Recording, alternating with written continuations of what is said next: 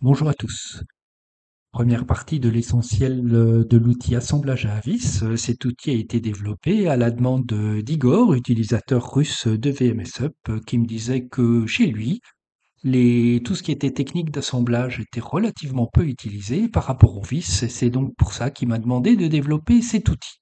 En Europe de l'Ouest ou dans les pays anglo-saxons, on utilise peu ou pas les vis, ou en tout cas on les modélise pas et on privilégie naturellement tout ce qui est outils d'assemblage, lamelles, tourillons, excentriques ou dominos. J'ai ici deux pièces que je souhaite assembler par vissage. Ces deux pièces font 24 mm d'épaisseur. Je lance donc l'outil vis. Une première zone m'indique les différents types de vis qui sont disponibles. On regardera dans un second tuto comment créer un type de vis. Je vais choisir une PosiDrive ici et j'ai ensuite tous les modèles de vis PosiDrive qui existent. Je vais en choisir un 450 et ensuite je peux soit me mettre à un endroit quelconque sur la pièce que je souhaite visser, soit au contraire, lorsque je suis en libre, je vais me mettre par rapport à une arête à une distance particulière. Ici, mes pièces font 24 mm d'épaisseur.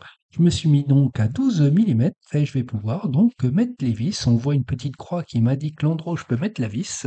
Si je veux la mettre à 80 de l'origine, je vais taper 80 et valider. Et si je veux mettre une autre vis de l'autre côté et une troisième au milieu, comme pour assemblage, je vais taper étoile 3. J'aurai donc trois vis qui seront mises en tout, une seconde à 80 et une troisième au milieu. Si j'active verrouiller et que je fais un clic droit souris verrouillage, je vais activer la valeur de dérouillage. Si je veux me mettre par exemple à 65 d'une extrémité de l'arête, je vais mettre 65.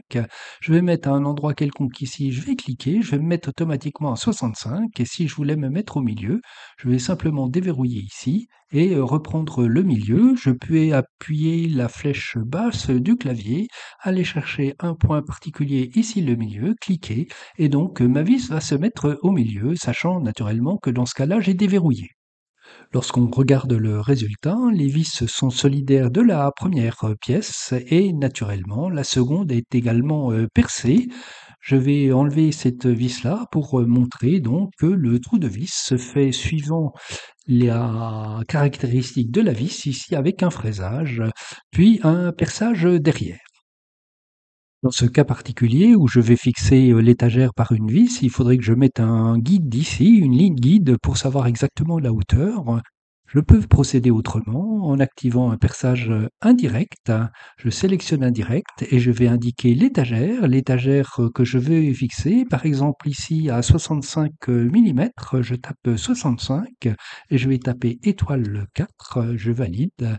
Et quand je sors du plugin, je m'aperçois que les quatre vis ont bien été mises sur le montant et que l'étagère donc a été fixée. Je vois donc en bougeant mon étagère les trous qui sont ici et je n'ai donc pas besoin de positionner un guide grâce à cette option indirecte.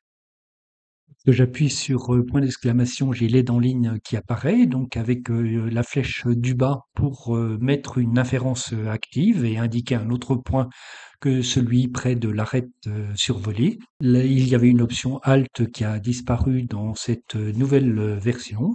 Et si je fais un clic droit souris, je vais pouvoir supprimer les vis ou supprimer la vis que je viens de mettre. Et si je veux supprimer, je vais indiquer près d'une vis en indiquant à la fois l'arête de la vis, je clique et naturellement la vis s'en va. Donc je vais me mettre près de la vis tout en indiquant la face, je clique et donc tous les percements disparaissent. Voilà pour ce premier tuto, l'essentiel de l'outil assemblage à vis. Dans un second tuto, nous verrons comment créer des vis et des types de vis. Bonne utilisation de cet outil assemblage à vis et des extensions VMSUP et à très bientôt.